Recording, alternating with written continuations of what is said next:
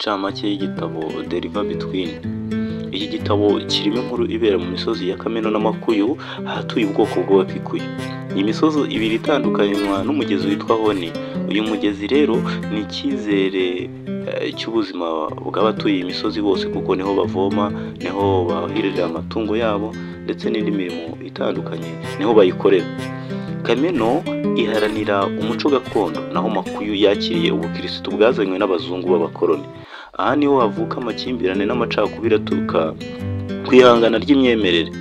Wayaki niwe uza kuba intwari y'iyi nkuru. Wayaki ni umuhungu w'umusaza Chege wo muri Kameno. Chege amubwira ko afite umuhamagaro wo kuzaba umukiza w'ubwoko bwe. Amwohereza kwiga mu ishuri ry'abazungu kugira ngo azavane ubumenyi mw'iryo shuri ryo kuzakiza ubwoko bwe. Ndetse Wayaki ajya kwiga Siriyano nk'uko se yabimubwiye, ndetse akavana ubwenge bumufasha gukundwa n'abantu ndetse no kubigarurira muri rusange. Chege aba amugiriye icyizere cy'uko azaba umuvuzi mushya w'ubwoko bwe, ndetse akabasha guharanira ubumwe bw'abaturage, iterambere n'amashuri. Wayaki akura yiga agakomera, maze akagaruka ku musozi w'iwabo nk'umusore ufite icyerekezo, guteza imbere abaturage binyuze mu burezi. Yubaka amashuri menshi, atuma abana benshi biga, ahinduka ikirangirire. Abantu batangira kumufata nk'umukiza cyangwa umurengezi wabo. Ariko mu mibanire y'abantu batandukanye usanga harimo uruhande rufite ibyo rushyize imbere.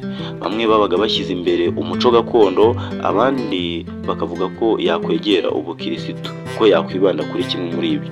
Abandi bakamubona nk'umuhanga udafite na kimwe yitayeho. Umuco w'ubukirisitu n'intambara y'imyemerere. Kameno yibanda ku migenzo gakondo irimo umuhango wo gukebwa kw'abakobwa cyangwa female circumcision, inasenga imandwa ndetse ikanaraguza.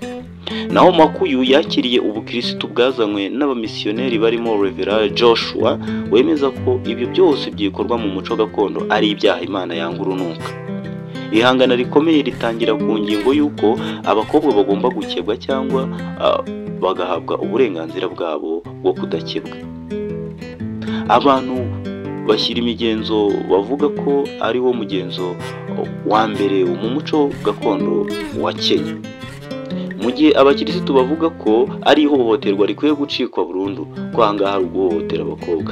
Aha niho inkuru itangira gufata isura nshya yo guhangana gukomeye hagati y'abagize sosiyete yari ituye muri kariya gace. Urupfu rw'umukobwa witwa Mutoni ruhindura isura y'ibintu.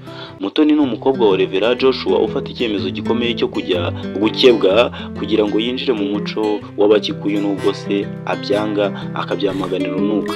Aho umukobwa rero avuga ati, ndashaka kuba umukobwa wa nyawe wo muri Kenya, ariko kandi nkanagumana n'Imana yanjye. Ahangaha yashakaga kuba umukirisitu, ariko umukirisitu wakebwe. Nyuma yo gukebwa ararwara agapfa. Urupfu rwe ruba ikirango cy'uko ihangana ritagira impuhwe na nkeya. Reverend Joshua aramwihakana, bituma n'abandi bana benshi bavuga ko ibi bintu kuko bikomeye, maze bakava mu ishuri rye. Urupfu rwa Mutoni rugaragaza uburyo abantu banga kumva uko umuntu ashobora gukira ubuzima bumwe mu mico ibiri. Niba ari umukirisitu afate ubukirisitu, niba ahisemo umuco gakondo afate umuco gakondo. Urukundo rwa Wayaki na Nyambura ni mushiki wa Mutoni ndetse akaba n'umukobwa wa Joshua. Wayaki barakundana, ariko Nyambura nubwo atera Nyambura ni mushiki wa Mutoni na Wayaki barakundana, ariko Nyambura nubwo atemera imihango gakondo akunda Wayaki byimazeyo. Urukundo rwabo ni ikimenyetso cy'uko ubumwe bushobora kuboneka hagati y'imyemerere ibiri itandukanye, ariko nanone urukundo ruhangara imipaka, kuko Wayaki atinya kurusangiza rubanda, ariko kandi ntanaruvemo. Ibibazo n'amacakubiri Wayaki ahura nabyo, Wayaki agerageza guhuza abantu, abashyira hamwe, abemera gakondo ndetse akagerageza guhuza n'abakirisitu bose, akabashyira hamwe, akabahuriza hamwe. Ashyiraho amashuri, atanga uburezi budaheza, haba abakirisitu ndetse n'abagakondo bose bakiga, ariko ntiyigera avuga aho ahagaze ku bijyanye n'imihango gakondo cyangwa ubukirisitu. Aho niho atangira kwibazwaho cyane. Umugabo witwa Kabonyi wahoze ari umukirisitu aramurwanya cyane kuko amufata nk'umuntu wihinduranya cyangwa indyarya. Kabonyi asaba ko Wayaki yakwirukanwa ku buyobozi kuko akundana n'umukobwa utarakowe kandi akaba atavuga icyerekezo cye mu bigendanye n'imihango gakondo cyangwa igitekerezo cye aho ahagaze.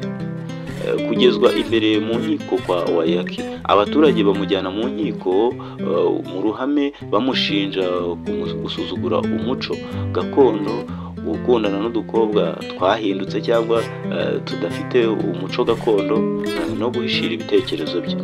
Wayaki akanengwa nk'ugifite ubuyobozi ndetse bagahita nirukanwa. Ahangaha Wayaki ntabasha kwisobanura neza, icyari mu mutwe we ari iterambere gihinduka umusaraba ukomeye. Umusozo w'iki gitabo, iherezo ry'igitabo riba ridasobanutse neza kuko Wayaki na Nyambura barafatwa, ntabwo batugaragariza niba bishwe, bafunzwe cyangwa bararekuwe. Gusa isomo rigaragaza ko nta mahoro ashobora kuboneka hagati y'impande zitumva cyangwa zidashaka kumvikana. The River Between ni igitabo cyimbitse kirimo isesengurwa ry'uko Afurika yahuye n'ihurizo rikomeye ryo kwinjira mu isi nshya y'abazungu ndetse n'ubukirisitu, kandi ikabura uburyo bwo guhuza ibyo byose byazanywe n'abazungu ndetse na gakondo yayo. Wayaki ufite icyerekezo ariko adasobanura aho ahagaze, bityo agahinduka igitambo cy'amateka. Umusomyi asigara yibaza, ese impinduka nyazo zizaboneka mu gihe nta ruhande rwemera kuvugana n'urundi? The River Between ni igitabo cyanditswe na Ngugi wa Thiong'o cyasohotse. Tugarutse ku mateka y'igitabo, iki gitabo ni kimwe mu bihangano by'uyu mugabo byasohotse bwa mbere kandi kirakomeye. Kigaruka ku ngingo zikomeye zirimo umuco, ivangura, ubukoloni, ubukirisitu n'uruhare rw'abayobozi muri gakondo ndetse no mu bukirisitu muri rusange. Igikorwa gikuru kibera mu karere ka Kameno n'Amakuyu, ibice bibiri by'umusozi byatandukanywaga n'umugezi witwa Honia.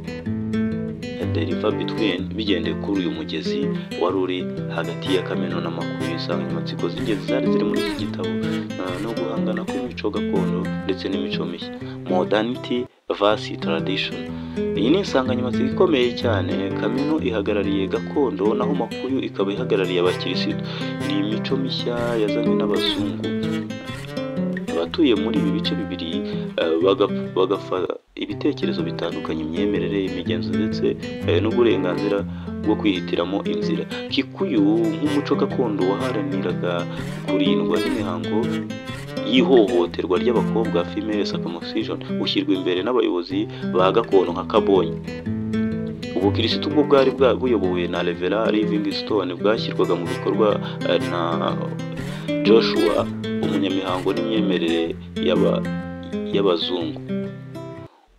Ubuyobozi ndetse n'ubwitange. Umuhanga witwa Gacege ateganya ko umuhungu we Wayaki azaba umukiza waba mu bwoko bwe. Wayaki ajya kwiga mu mashuri y'abazungu, nyuma akagaruka afite icyerekezo cyo guhuza abaturage,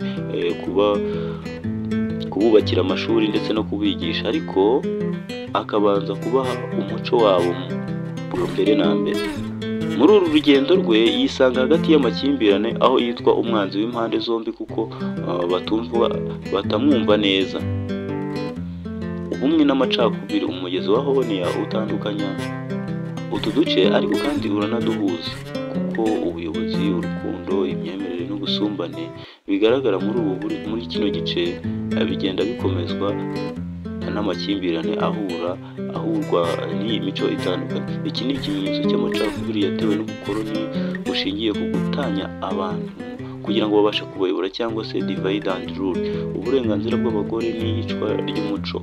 Umwanditsi agaragaza imimerere y'abagore cyane mu bijyanye n'iyobokamana n'umuco wabo. Abakobwa nka ba Mutoni bagerageza kugumana umuco ariko banakira ubukirisitu. Urupfu rwa Mutoni rugaragaza ko kwanga kumva abandi byoreka imiterere y'abari muri iyi nkuru cyangwa se abakina nkuru. Wayaki n'intwari y'inkuru arwanya ubukoloni ndetse arangwa n'ubwenge n'icyerekezo guteza imbere igihugu cye binyuze mu burezi, ariko kandi afite intege nke zo kugaragaza aho ahagaze. Urukundo rwe na Nyambura rugaragaza uburyo urukundo rushobora kuba rwambuka imipaka y'imyemerere. Mutoni ni umukobwa wa Rev Joshua yanze guhakana umuco we wa Kameno, w'abasekuruza ba Kameno. Nubwo se we yari umukirisitu, igihe yiyemeje kujya gukora imihango yo gukatwa female circumcision byarangiye bimugejeje ku rupfu. Iki ni igikorwa kigaragaza ingaruka zo kwihitiramo ubwigenge bw'umubiri ndetse n'umutimanama w'umuntu.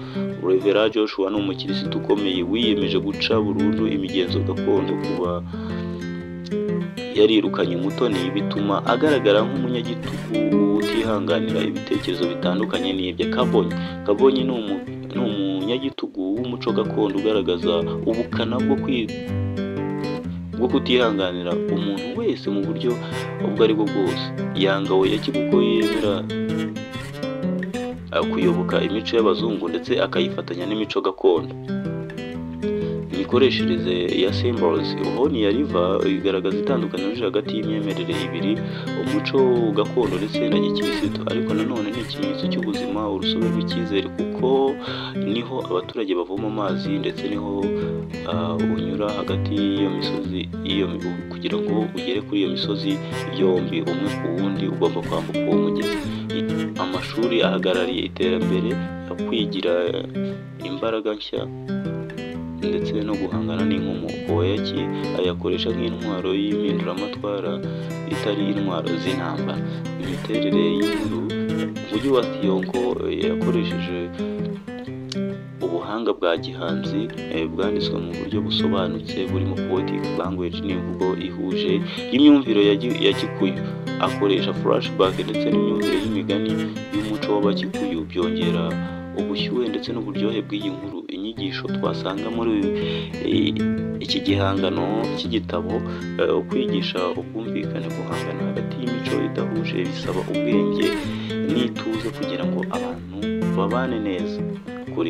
Kurengera umuco ntukwiriye kurwanwaho burundu cyangwa se kuvanwaho burundu, ahubwo bigomba kuvugururwa ugakomeza gutanga indangagaciro, gufata ibyemezo bigenga, gukunda ibyo wizera n'icyuri cyo kurusha ibyo abandi bagushyiriraho. Impinduka za gahoro gahoro. Ahangaha impinduka z'ukuri ntiziza binyuze mu marangamutima n'ubukana, ahubwo zizanwa n'uburezi n'ubwigenge n'urukundo. Umwanzuro, The River Between ni igitabo gikomeye mu ruhando rw'imyandikire ya Kinyafurika, cyane cyane mu ruhando rw'ihangana ry'imico, ubukoloni n'iterambere. Umujyi wa Thiongo agaragaza ubuhanga bwo kwiyigisha binyuze mu nkuru y'umuhungu uharanira ndetse agahatanira guhuza abantu, ariko akaba igitambo cy'amateka. Ubutumwa buvanwa muri iki gitabo ni uko kugira ngo abantu bazane iterambere bagomba kumva no kumvikana ndetse bakumva ibitekerezo by'abandi bakaganira aho guhangana, ndetse bakamenya impinduka nyazo zishingira umwe, kwigisha